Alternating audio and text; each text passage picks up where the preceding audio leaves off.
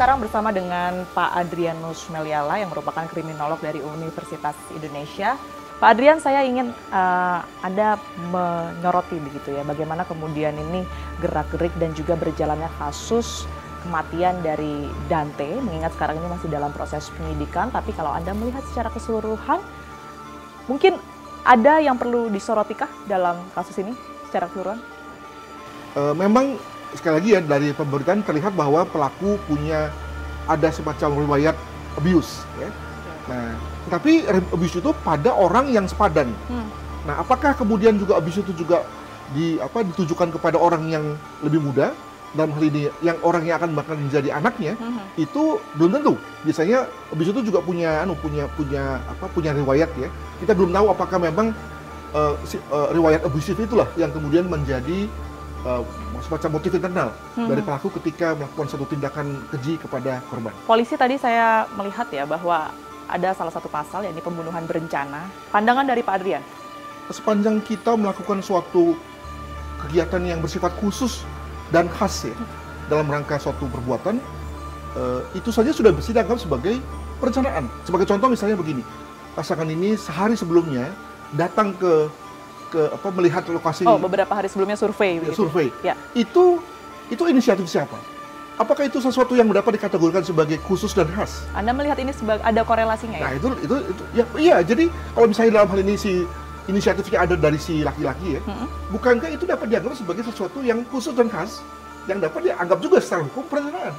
Contoh lagi misalnya dalam rangka menemani si korban saat berenang. Itu biasa nggak? Ya, jangan-jangan nggak biasa, jangan-jangan ibunya yang selalu menemani. Nah, informasi dari pihak kepolisian memang ini jarang terjadi antara pelaku dan juga korban ini hanya satu waktu tanpa ditemani sang ibu. Berarti itu menjadi indikasi juga ya, Pak Adrian. Oke, katakanlah 340 begitu ya, dengan perencanaan termasuk survei tadi menjadi salah satu indikatornya begitu. Kenapa dilakukan di tempat yang notabene ini adalah tempat umum, banyak orang, kemudian juga dia tentu sadar di mana titik CCTV berada di dalam kolam renang itu. Kenapa terkesan nekat begitu ya untuk kemudian ini melakukan pembunuhan di situ? Seorang pelaku itu belajar dari melakukan kejahatan tingkat TK, tingkat SD, tingkat SMP, baru kemudian masuk ke konteks tingkat perguruan tinggi. Tapi kan kenyataannya nggak begitu. Yang bersangkutan kelihatannya tidak memiliki satu rekor yang impresif atau bahkan mungkin tidak pernah berbuat kejahatan. Tiba-tiba berbuat kejahatan yang serius. Nah, padahal sebetulnya kalau kita di luar sebagai pengamat merasa bahwa wah ini sebetulnya naif sekali bagi si pelaku tersebut. Anda melihat ada yang membantu tidak dalam kasus ini? Dalam pembunuhan setidaknya yang dilakukan YA terhadap Dante?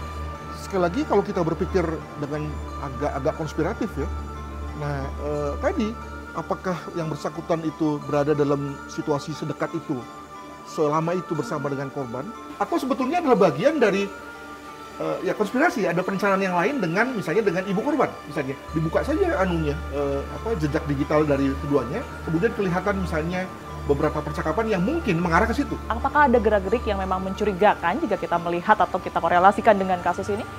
Saya kira publik Indonesia memang berekspektasi. Betul, karena ada penilaian-penilaian publik seperti itu ya, Pak. Ya, karena tadi karena memang ada dalam konteks Indonesia ada beberapa suku yang memang ekspresif ya. Itu dianggap sebagai ya begitu ibu itu gitu ya, ketika kehilangan seorang yang loved one ya, yang dicintai.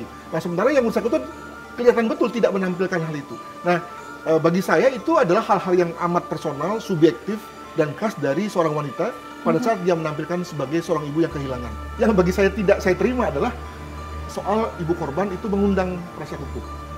Itu saya pikir itu terlalu kelas menengah ya. Kenapa? Karena kok masih kepikiran ya seorang ibu yang kehilangan anak lalu kemudian memanggil penasihat hukum. Sebagai seorang korban, maka saya kira semua orang akan maklum kalau kemudian dia salah ngomong, salah bertindak gitu ya, karena tadi dia sedang berduka. Yang kedua adalah bahwa bukankah penasihat hukum itu ujung-ujungnya duit, perlu dibayar ya. Nah, kok kepikir ya orang yang sedang berduka masih berpikir soal sesuatu yang membutuhkan konsekuensi finansial. Nah, maka pertanyaannya adalah bahwa tidak mungkin ada orang yang tidak berdosa, sepenuhnya jujur, sepenuhnya innocent, kemudian lalu memanggil penasihat hukum. Pasti ada sesuatu yang dia sembunyikan, itu dengan bahasa kriminologinya gitu ya. Nah, apa sebetulnya yang dia hendak jaga, hendak dia perkuat dari segi hukum, sehingga lalu kemudian memerlukan penasihat hukum. Nah, apakah lambatnya dia berespons secara adekuat terkait dengan kepolisian itu sesuatu yang dianggap sebagai salah, yang mungkin akan mengarah pada suatu tuntutan hukum, ya maka kemudian dia perkuat dengan dari segi kepenasihatan hukum begitu. Mungkin begitu ya, sehingga lalu kemudian dia merasa perlu untuk membawa penasihat hukum dalam kasusnya. Oke, baik Pak Adrian, terima kasih banyak atas pandangannya yang sudah dibagikan kepada kami. Tersangka pembunuhan Dante, Yuda Arfandi atau YA hingga saat ini masih belum mengakui perbuatannya. Berdasarkan keterangan dari pihak kepolisian bahwa YA ini konsisten untuk menyebut bahwa apa yang ia lakukan hanya sebatas melatih pernafasan dari Dante.